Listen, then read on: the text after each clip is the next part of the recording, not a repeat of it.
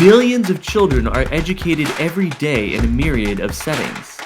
Homeschool, public school, private school, charter schools, online academies, learning pods, private tutoring, and more. Why are so many families transitioning to homeschooling? What advantages have they found?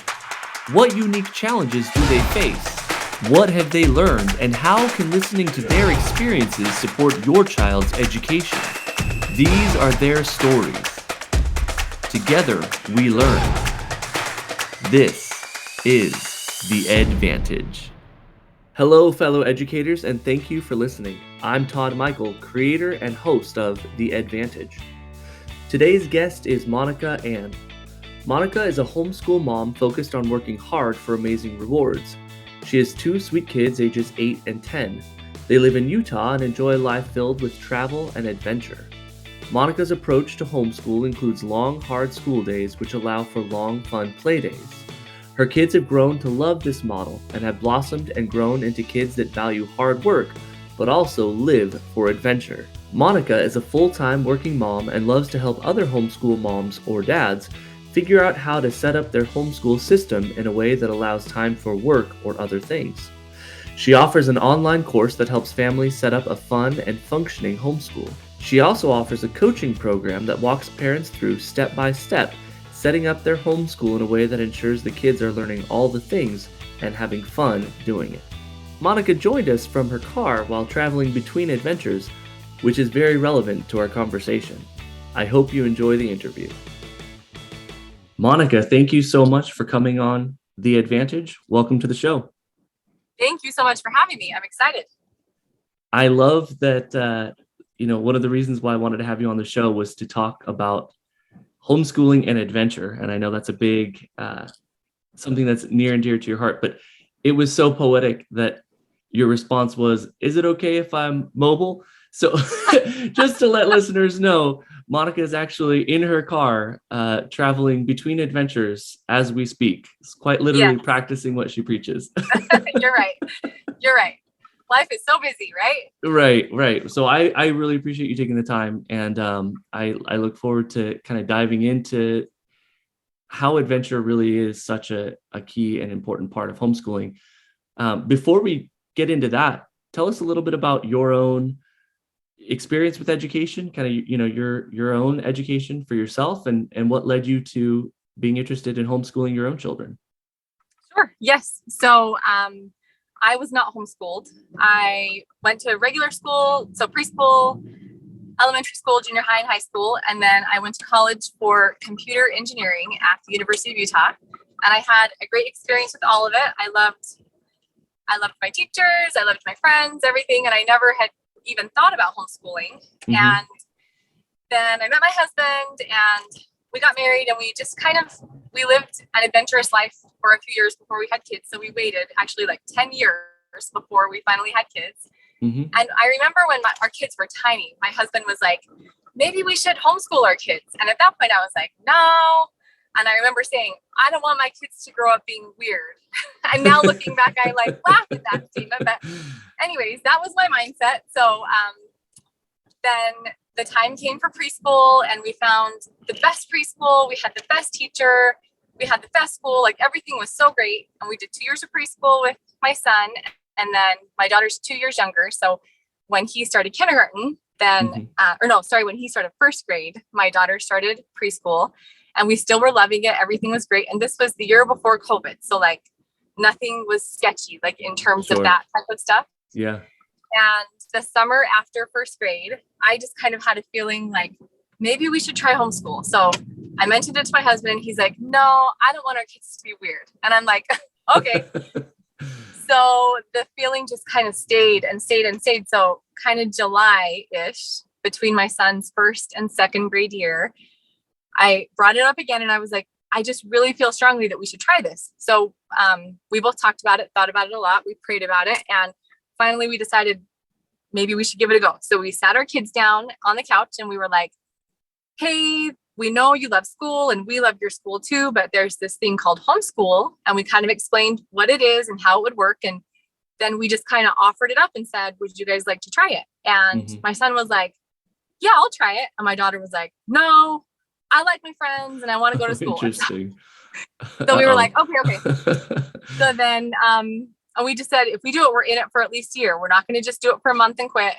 And so we started, and it was hard and crazy and weird at the beginning, but we fell in love just immediately. So at the semester, we asked my daughter, who was in kindergarten at the time, do you want to switch to homeschool? And she was like, yeah, I do. And that was it. And we just have never looked back. Wow. That's so funny. You know, I can relate so much to that experience with your kids, putting it to a vote, and of course them not agreeing. My wife and I will do that all the time. You know, we've got 4 right now, and we'll do that all the time. We're like, okay, well, who's in favor of, and it's like the odds of everybody actually agreeing are so low. But it is one of those things, you know, that I appreciate that you said we're going to commit to it for a year, because it is one of those things that once you experience it, that's really when you can form an opinion. You know, there's a lot of people who are very free with their generalizations and their opinions of homeschooling who've never really had any direct experience. I mean, sometimes the closest they've come is, well, I had a cousin, or my sister homeschooled her kids and they were kind of weird or whatever.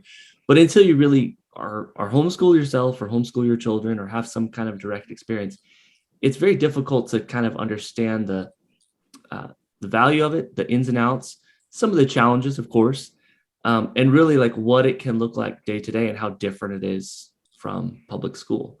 So I commend you for giving it that totally time. So what would you say was kind of some of the bigger hurdles to overcome, or some of the bigger challenges? I mean, you mentioned that you appreciated it pretty early on, but what were some of the things that took some figuring out, or maybe some extra research, or, you know, you didn't come quite as naturally? So I think at the beginning for us, it was just me and my son. And I thought to myself, oh, he's only in 2nd grade. Like, how hard can this be? So I kind of downloaded miscellaneous language arts, you know, like studies, and like we studied bugs and things. And about a month into it, I thought, oh my gosh, I panicked. And I was like, what am I doing? You know, like in school, like they have specific things that they're learning and studying and building upon each other. And here I am teaching my kid like how to read this story. And I just panicked, and I was like, oh my gosh, to my husband, I'm like, Kyle, maybe we shouldn't have done this. And so he calmed me down over a matter of like days. And then like we just kind of, I just started making lists, I guess, you know, and at the beginning, I just was lost. You know, there's so much curriculum and there's so much stuff to teach. And I kind of just was like, where do I start and what do I do? So we just, one by one, we chose a language arts curriculum, and then we chose a math curriculum. And then we made a rule that whatever we chose, we had to stick with it for 3 months, because I feel like every new curriculum you start at the beginning is hard and confusing. But until you like experience it for really a few months, I feel like you don't know if it fits your family or not. Right. So anyway, that was our hard. Just the first few months was hectic and crazy. And once we got things under control and kind of like some systems running, I know that sounds weird for homeschool, but like really it still is underlying systems happening to make sure that they are learning things that they want to learn and that you want them to learn. Right. And I think a lot of parents underestimate the comfort that those systems can bring. You know, kids always appreciate flexibility and always appreciate freedom, and children exemplify the joy of being spontaneous so well. And if everything is chaotic, it will drive them crazy. Like, oh, yes. you walk a very fine line between overly rigid and not rigid enough. And the nice thing about homeschooling is that you do have the flexibility. You can have that underlying structure. You can have your goals. You can have your list. You can have all of the, you know, the target in place, while all the while reserving the right to hit pause. And I saw a post of yours where you actually, you know, said you physically do that. It's like, you know, everyone upstairs, like, pause, we're putting everything on hold. Tell us a little bit about that, because I think that's such a great tip and something that a lot of us could use ourselves as adults, but of course would be helpful for our children as well.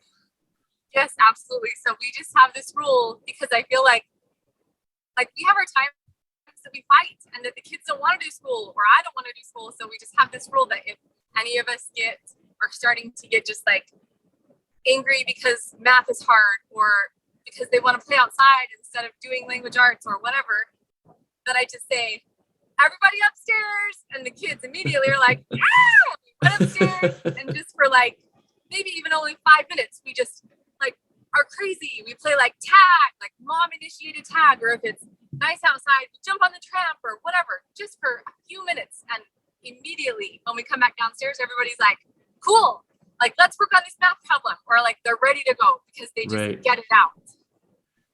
So yeah, we That's love that. fantastic. Yeah. That's such a great practice. And I think a lot of kids, need that. And that's one of the challenges of a lot of public school settings is because there are so many kids, each individual can't quite get the breaks that they need as they need them. Because, Yes, speaking from experience as a classroom teacher, half the time your decisions are made simply based off of management. It's like, I have all these kids. If I let one of them do this, they're all going to want to do that. So sure. it's really cool that you have that flexibility.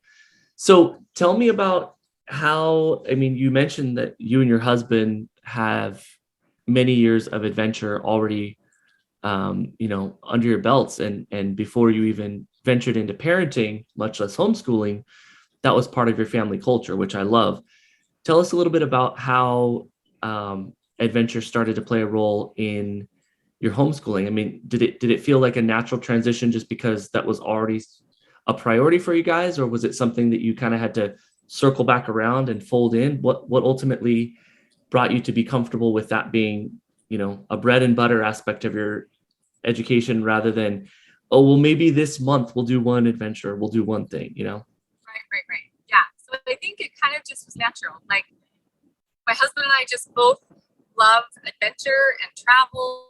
And so then when we had kids, when they were tiny, tiny newborns, we kind of paused because we were overwhelmed. You have kids and you're like, oh my goodness, this is so hard. Sure. So we paused. And then once they were toddlers, then we were like, oh, let's play. So before they even were in preschool, we were very adventurous and we traveled a lot with them.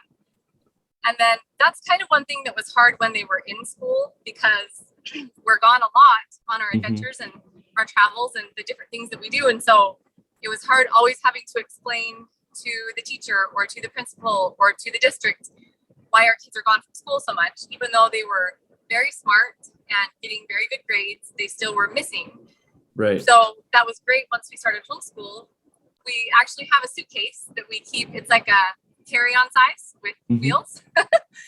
So we keep it in our schoolroom, and that way, it's super simple. Everybody knows the laptops go on the bottom, then language arts, then math, all the curriculum fits in there. So then when we're last minute trip, or when you're packing for an adventure, it's so easy to just take school with you, and you just need internet for a little bit. So a lot of times on our adventures, we still do kind of the core stuff of our homeschool program, because that just allows us to go on that many more adventures, because we're not missing learning time, if that makes sense. Yeah, absolutely. And I think, that's one of the things that is so great about having that flexibility is it's not an either or, it can be and. You're not saying, well, we're taking a break from, what we've been doing and only doing this other stuff. And you're not saying, well, we can't afford to take a break if we want that adventure. It's like you can fit all of the above. And so I'd love to hear a little bit about what that looks like in practice, in terms of the balance between, big adventures. Like I know, you guys go far, you travel outside the country, you do, big things, but also small adventures, like maybe just for an afternoon or just for a morning, or, things that are in your local community. How do you strike that balance? And tell us a little bit about some of the things you do. Okay. So when we take big adventures, like if it's out of the country, stuff like that we're spending lots and lots of money on, then usually we're like, this is a trip, we're not doing school, and we leave our school stuff home, which is only maybe 3 or 4 times a year. It's not that frequent. Sure. But when we're doing stuff within our country or within our state, that's just maybe 5-day trip to the beach or something like that, then on those types of things, we do math and language arts, just one lesson a day. It's, maybe an hour and a half and it's done each day. We wake up, get it over with, and then go play at the beach or whatever. And then when it's stuff like, we love to go camping, we love the outdoors. So in the spring, summer, and fall, we're gone a lot of times on the weekends. And so then we actually do like an online math. So if we're camping, we can't get the internet. So we scrap math, and they just either do a quick language arts lesson, or even sometimes just like an extended time of reading that day. Sure. Yeah. And then when it comes to like afternoon stuff, we're like a really scheduled family. So Monday, Tuesday, Thursday, and Friday, we do school, like our full list of school items. And then Wednesday, we wake up, we do like a shortened version of math and a shortened version of language arts. And then we take off all day and do like a big field trip. And the field trip always ties in with whatever our unit study is. So like if we're studying dinosaurs, then maybe we go to the dinosaur museum. And we kind of make it like big and elaborate, because that way my kids, like all week long, they'll work really hard because they know that Wednesday is like a party day. Yeah. And they get to do super fun stuff. So I guess we're kind of boring. Like on the other days, we don't do super fun stuff like the other 4 days. But Wednesday is always something big, and they look forward to it. And at the beginning, it was hard, but now it's a lot easier. Like they know that if they work hard all week, then Wednesday's the reward. Right. Well, and it's great that you point out, that you still have that schedule, because I think some people falsely assume like, oh man, I could never deal with homeschool because, what am I going to do with my kids all day? Or, they are going to need that structure. If it's too loosey-goosey, then, X, Y, or Z. For parents who value structure, everybody's going to be different. Everyone's going to kind of have a different set of priorities. But for those where that is a priority, that's a great example of how you can have that structure and that schedule and that predictability while still having the variety in the week. And that's really something that brings so much motivation. Anytime you have, you think about the average classroom, how many field trips are they able to fit in? Even at a school with a pretty active PTA and extra funds beyond what the district provides, we're talking like maybe one per month at that. And they're always a few hours and then you're back. It's rare that it's ever like an overnight or anything, unless it's maybe outdoor science school or something. So the fact that you can fit so many in and from such a wide variety, I think that's such a plus of a homeschooling environment. We love that. And we love it on Wednesdays because weekends are always fun, like whatever you're doing for the weekend. Plus it's like time off. And so it's kind of like breaks 2 days it up. of hard work and then a big break, and then 2 more days of hard work. Like I feel like it breaks it up really nicely. Absolutely. That's so cool. So tell me a little bit about how you envision this, as your kids get older, because I think a lot of people look at homeschooling and when their kids are a little bit younger, they're not as intimidated, or they think like, okay, well, I can handle that. But then their minds go to their own experience with, high school math or how they did in history or whatever their personal like insecurity and weak spot is. And they freeze up and they think, oh man, I could never teach my kid blank. How could I homeschool them? But I appreciate the confidence that you have now. And so how do you envision that going? Do you think that you'll reach a wall and say, oh my goodness, I can't possibly, or do you think the patterns that you have are something that would easily carry into every grade until they're through? So I think, well, first off, I just should say, I don't know if this is like typical or whatever, but we're very open to letting our kids choose which way they want to go. So like every summer we sit down and we're like, hey, mom's going to start planning curriculum and like things for next year. So do you guys want to do homeschool again? Or would you like to go back to regular school? Because they loved regular school, but I think they love homeschool. I'll choose homeschool. Then I feel like for us anyways, the language arts curriculum that we finally have settled on, we love. And it goes all the way up through 12th grade. And I think even beyond. So we're kind of set with that, and same with math. Sure. And then other than that, I feel like, by the time they're in 11th grade, we're not going to work on handwriting anymore and things like that. So Sure. I feel like that the rest of it would be basically at that point, like the high school years, like what are they interested in learning? And then like, let's learn together, because I don't know everything about everything. So like in the older years, it will be us learning together, or them learning on their own and me being like, oh my goodness, good job. You know so much more than I do. Right. Well, and that's, you hit on exactly why I asked that question. I didn't want to be too loaded with my question, but that's the cool thing is, some families go into homeschooling because they have a very strong dislike for public education, or, they had a bad experience, or they're unhappy with some aspect. And so it's cool to hear from you how, your family Yes. really has a positive attitude about both. You didn't run away from public education or traditional school settings to homeschool as an alternative, but rather you discovered the advantages of homeschooling, and that's what's working for you now. And that's a big piece to keep that in mind, is that, neither should be ruled out as options, especially for families. If you've done any amount of homeschooling, all that it's going to do, if your kids go back into a traditional school setting, is make you that much more capable of a supportive parent when they're working on their homework, when they're, during the summers and they're bored and you want to help continue their learning, when they're struggling with the subject. Everything about your experiences and learning about what kind of a learner they are and what supports they need and all of that will just make you more effective. And so there's really no downside and no risk. And that's something that I try to highlight with people is, you're not losing out on anything. And even if you end up returning to a traditional school setting, it's always there. It's an option. But hey, maybe you'll discover more over here and you'll like it. And in your family's case, that's where you're at. But it's cool that you keep that as an option. Yes. So tell me about because it sounds like you and your husband are both pretty involved with the adventure aspect of it. Do you find that planning and preparing for the things that you do has become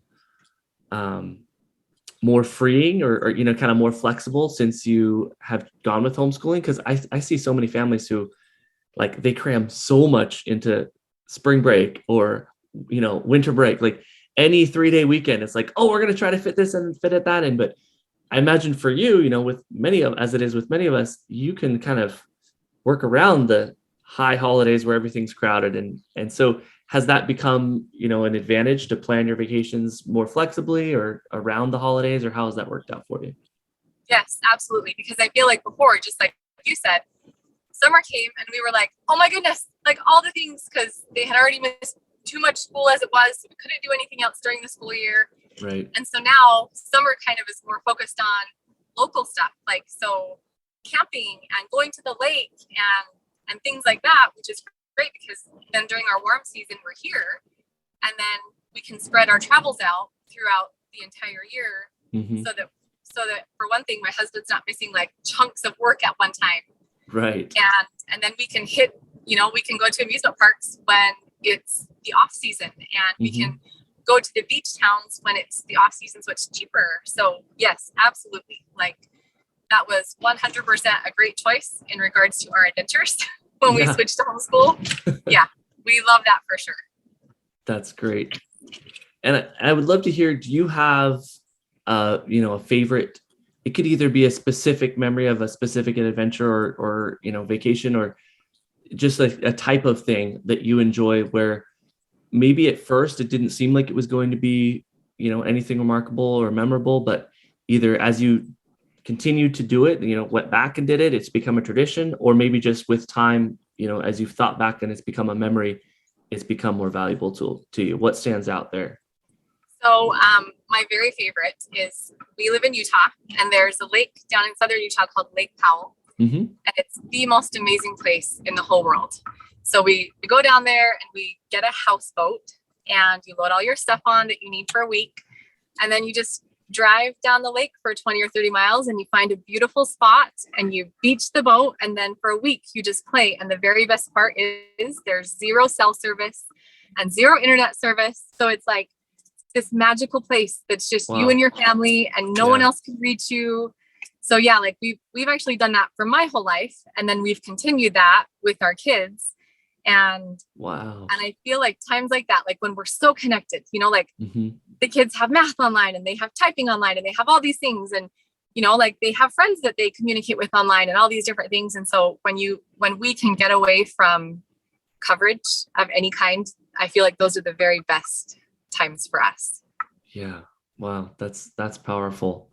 And what a cool analogy, like being together as a family is strengthened as you kind of block out those influences of the world. The less influence that the world has on you, the closer together you can grow as a family. That I like that visual of thinking about you there on the bank, but it works for every day for kind of our mindset. Yes. What has been a particularly enjoyable aspect of the times between the adventures? So I think life is all about balance and all about opposites, and adventures and outings are so energizing, but everything can't be energizing all the time. So what does your family do kind of in between to enjoy those mellow times, like whether it be during the week when it's not a Wednesday, or maybe between the bigger vacations? What are some of the things that you guys do to recharge, whether it's, part of your homeschool directly, or maybe just something that is more manageable because you're homeschooling? So I think like two different sides to that in regards to homeschool. When you have lots of adventures and like things that you're doing that aren't just at home, then when you actually sit down on a regular school day, the kids are like, oh my gosh, like we get to do typing and we get to do like all the different things that aren't, it's almost like the school days, even though they're mentally hard, they're physically like easy because we're just hanging out together, and we have recess on those days, and like we'll take a bike ride, or just like simple things. Those are like the simple days where we just bond together doing normal things that you do at home during homeschool, Right. And then in regards to family time, this might seem silly, but we schedule downtime because like life is so busy, and sure, I feel like lots of times friends, hey, come and hang out with us. Hey, let's do this. Let's do this. So we will schedule a few times a month, like an evening or whatever, or a Saturday that we put on our calendar, and we just say downtime. So like if someone wants to play, or if friends or family want to get together, we say, sorry, we can't, we have plans. But we don't have plans. The plans is to just relax to together. not have plans. Yeah. So like maybe we just have an evening that we go spend at the park, or maybe we go see a movie, or just like time, just the four of us, when we know that nothing else is going to interrupt that time of just doing whatever we feel like doing at the time. Yeah. Those are kind of like the little sweet spots in between, that just kind of give you like the bonding time that you need during normal life. Right. Well, and I think that's key, because it's easy for there to be too much of anything. I think the classic stereotype, or at least, not so much now that we've added so many numbers, but especially when I was a kid, in the 90s and I was homeschooled, the classic stereotype was, if you're homeschooled, you never leave your house, you never see the light of day, you're, completely socially inept. And it's easy to, have that extreme, but it's also easy to go the other direction and be like, well, I wouldn't want my kids to be that, I don't want them to be socially awkward or sheltered. And then you see the families where it's like everything is scheduled all the time. Kids are playing 5 different sports, and there's never a time, there's never a day of the week where they don't have something scheduled and something going. And, that can really burn out a family pretty quickly too. So it's great. For sure. It's great to have that balance. I definitely agree. So tell me now, I know that you've not only considered the needs of your own family, but you also have a good, strong following on Instagram, and you have your support that you offer for families who are, starting out, trying to get their bearings. Tell us a little bit about how that came to be, and how that's going, what you provide to families. Because I think it's important for those of us who have kind of figured out our way to then turn around and realize that there's all these other people standing on the edges going, I don't know if I'm ready for this. Yes. Oh my goodness. So absolutely. How that came to be was those first few months, that I talked about before, like those probably were some of the hardest months of my life because I knew that I wanted to do this for my kids and for my family. Sure. And for myself. But and I knew what I wanted. Like I could see the end goal where I wanted us to be, but I couldn't figure out how to get us there because there were so many choices and curriculums and ideas that people had on ways to do things. And I knew I wanted to incorporate like our life and, like our love for adventure and all that in there too. And so I was like so overwhelmed. And so once we got a handle on things, I thought, oh my goodness, I cannot imagine how many other families have been in that exact same boat.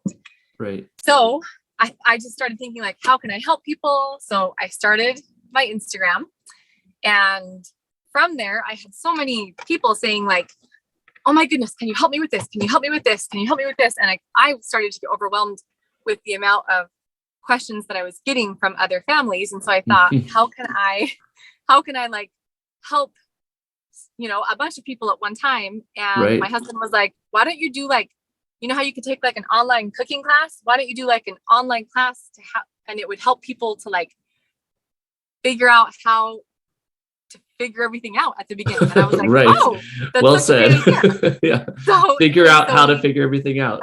Exactly.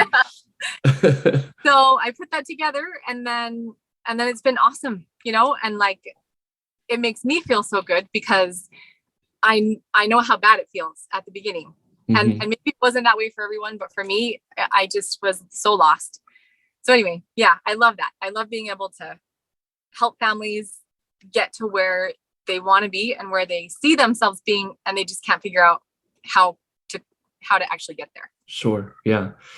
And that's another, a thing that I think a lot of those who are, I jokingly say, like, if you're homeschool curious, you're like, I could be convinced, but I'm not ready to commit. I think a lot of those families have a very rigid idea of what any kind of schooling is supposed to look like, right? So like, if you expect to walk into a public school classroom, you're expecting it to look a certain way. Go to a Catholic private school, you're expecting it to look a certain way. And homeschool, it's the same type of thing. They're like, well, there must be the one right way to homeschool. And it's so important that families realize like there are as many ways to approach homeschooling as there are families to homeschool. I mean, it really is that broad. And there's going to be overlaps, and there's going to be common things that, you do with your children, I do with my children, and you're going to find in many homes, but it's not a monolith. And so the more that you have someone there to kind of give you permission to not just copy the first idea that you see, or, to not feel inferior because your setup doesn't look like your favorite influencer or your cousin who said, oh, I homeschooled all my kids, it was very easy, or whatever.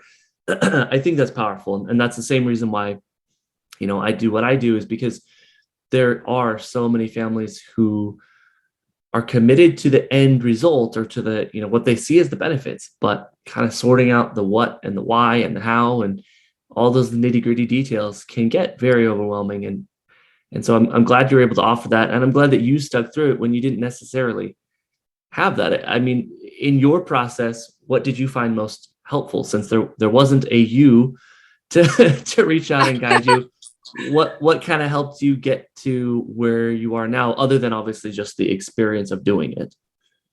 So I think for us, it was a lot of lists, like listing out like all the goals that we wanted and the different things that we wanted to incorporate, and a lot of prayer. And then, and then a lot of like tweaking things. So I'd be like, yes, I think that this is all going to work. And then a week later, I'm like, oh wait, that part totally doesn't work.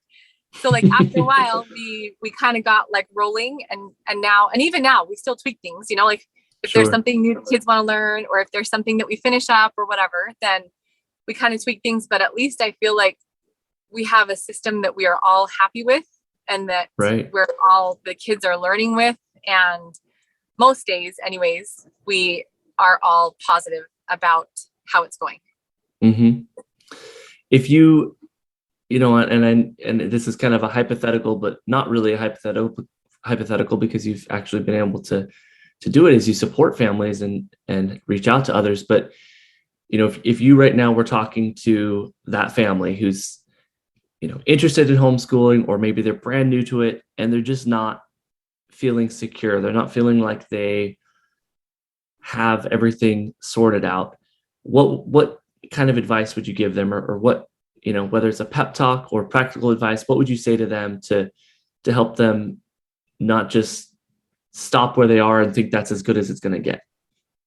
So I think I would say, because I know at the beginning when I had that panic couple of days, I thought, oh my goodness, my son is falling behind. And all the kids that are in his class, that he was in last year, probably have learned all these things and he hasn't learned any of that. So I think what I would say is, like, in homeschool, there's no behind, so like my son was a really slow reader. It took him a long time. He could like sound the letters out so great, but then when it came to putting them together in the word, he just was really, really struggling. And we just like slowly kept at it. And now he's like phenomenal. And so I think I would just say, like, to just calm down for a little bit and give yourself a couple of weeks to just be like, hey, we're just going to like read some fun books together for the next couple of weeks while I get my thoughts together, and then also kind of to finish that thought up. For my kids anyway, they learn so much faster in homeschool because it's just one teacher like me and one child versus one teacher and 30 children. So like those 2 weeks that you lost trying to figure everything out and, and put your thoughts down into lists and things like that will get made up so quickly that you don't need to panic, So I guess my advice would just be to just calm down and think about what you want and don't worry about things, things falling behind. I'm like putting quotation marks up right now, falling behind, because because it doesn't matter if they're gonna be reading by the time they graduate, 12th grade or whatever. So we don't need to put quite so much pressure on ourselves. Right. It's similar to, when people get so hung up on when their baby walks or talks or, begins crawling or says their, the specific parent name or title that, are they going to say mama first or dada first? Like, we kind of get hung up on these arbitrary milestones that can become very competitive very quickly if we aren't careful. But ultimately, it's exactly like you say, it's in the end, nobody's too worried about how long it took you or at what point you got there. It's just, well, if you can read, then great. You move on with your life. An employer isn't asking you about that. So that's absolutely true. Just before we finish up, I'm curious to know, is there, if you're thinking about the way that you incorporate adventure and action and things like that, is there anything that you've done with your homeschooling that, looking back, as you've made those adjustments, is there anything that you think, well, I wish I could have, saved myself the trouble, or anything that, if you were to advise someone else, hey, don't spend time worrying about this, or this isn't as important as you think it is? I mean, you touched on it a little bit of worrying about getting behind, but are there any other aspects or things that you tried and were like, oh no, or maybe things that you do that work well that you would hope to highlight to others so that they can really focus on them early on? So I think in regards to like regrets, the only thing that I would say is just that I already said, that just to not worry about things and not worry that maybe your kid's not like doing great at math or at language arts or science or anything else. Like, they will eventually, but I feel like all the other mistakes that I made, or not necessarily mistakes, but things that we tried that I was like, oh, well, that was awful. Like, maybe some other family would be like, this is amazing. Like, we're not a poetry family. Like, and we're not like a fine art family, but like some families are, which is awesome for them, but that's just not our cup of tea.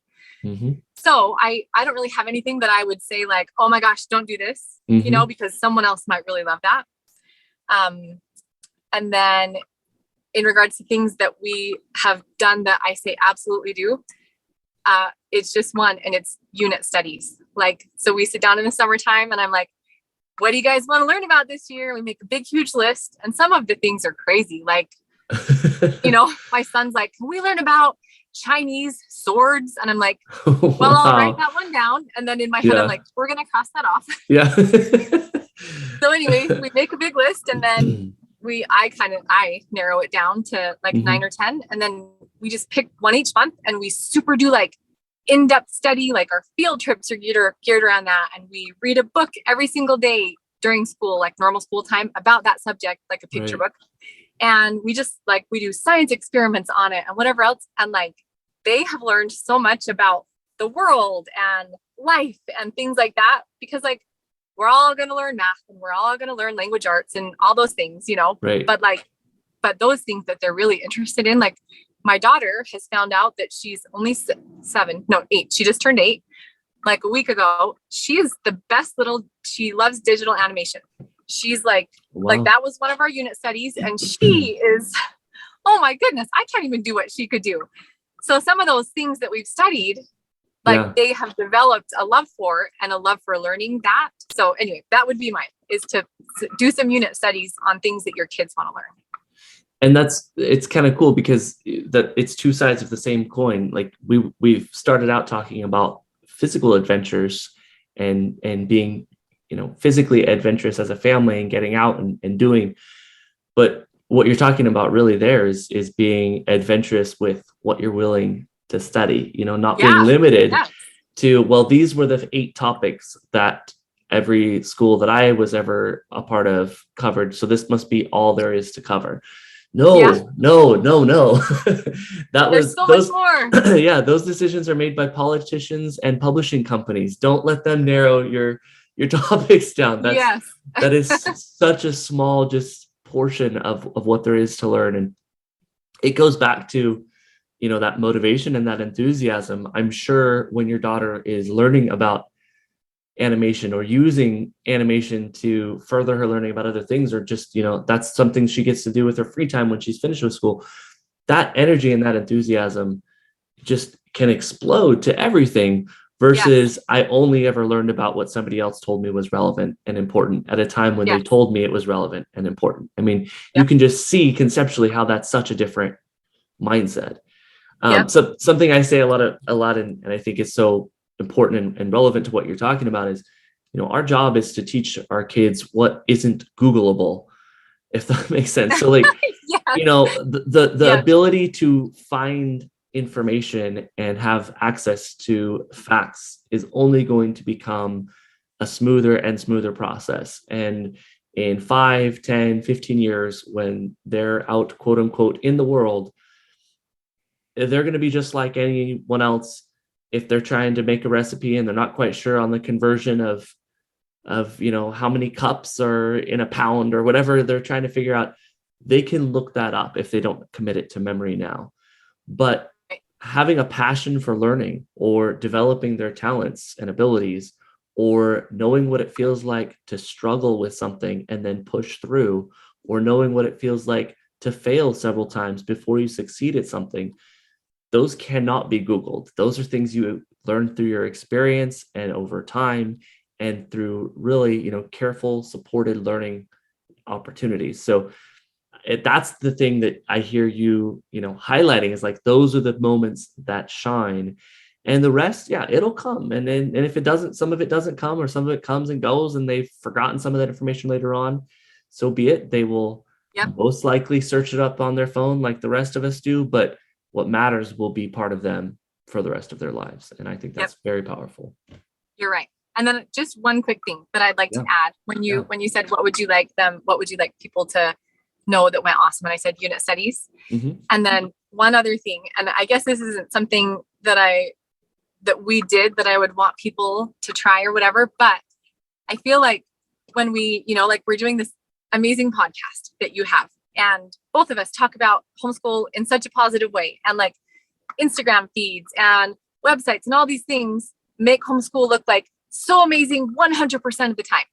And like at the beginning, it was so hard, right? But even still, like we have hard days. We have days that we're fighting, or that I'm negative, or the kids are negative. And like even some of our adventures, like we get out there and and we're at this amazing place that I paid a lot of money for and I put all this planning into, and they're fighting and arguing.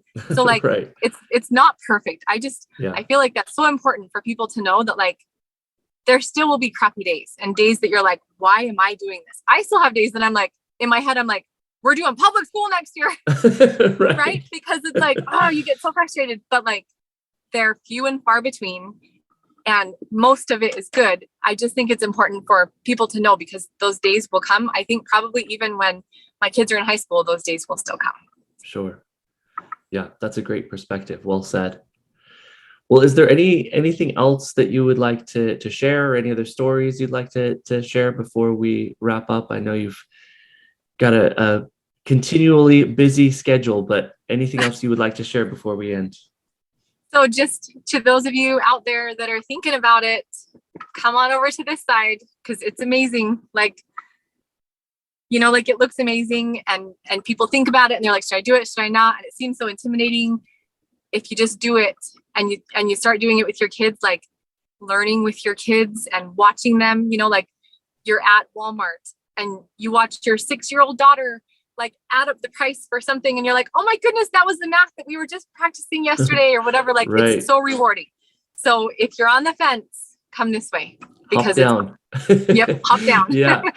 And for those who are interested in following you on Instagram, or, you know, participating in what you have to offer, your courses and things like that, where can they find you? Yes. So my Instagram is morning_school. And then my website is themorningschool.com. And yes, I would love to see you there. We have lots of fun on Instagram together. That's fantastic. And I can attest to that. I mean, you know, one of the reasons why I was so thrilled to have you on the show is because just scrolling through, you can see and feel the energy and the excitement and the enthusiasm among your kids and in your family for adventure and for learning. And it is a piece that I think, you know, is all too often lost, simply because of that fear of, you know, well, I might not cover everything, or, you know, I'm competing with these other kids that are still in public school. I can't afford to take a day off, or I can't afford to, you know, have all of these distractions. We have to just stick to the basics, stick to the books, and etc. And you exemplify so beautifully how it's not an either or, it can be an and. And even if it's, you know, everyone's in a different place, even if it's just starting off and incorporating those smaller, you know, one afternoon a week, you get out of the house and you do something. Oh yes, that's a huge leap forward, and can be so powerful. So thank you for setting that example, and for really showing the rest of us, and myself included. I mean, I'm inspired by your post, reminding us of how exciting and free homeschooling really can be. There are the challenges, as you mentioned, but there are so many benefits. So thank you for highlighting that, and thank you for coming on the show. It's been great getting to hear. Yes, thank you so much for having me.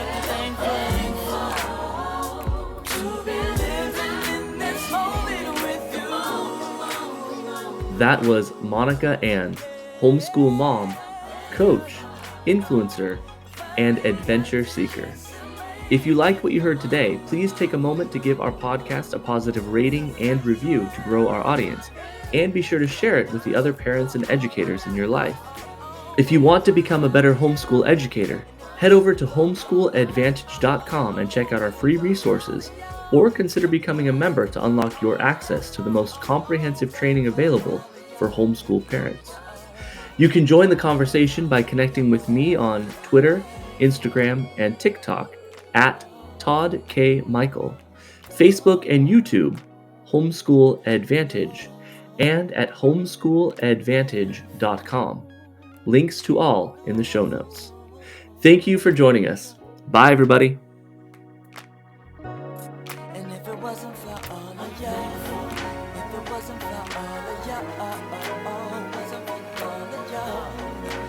Wasn't for all of you.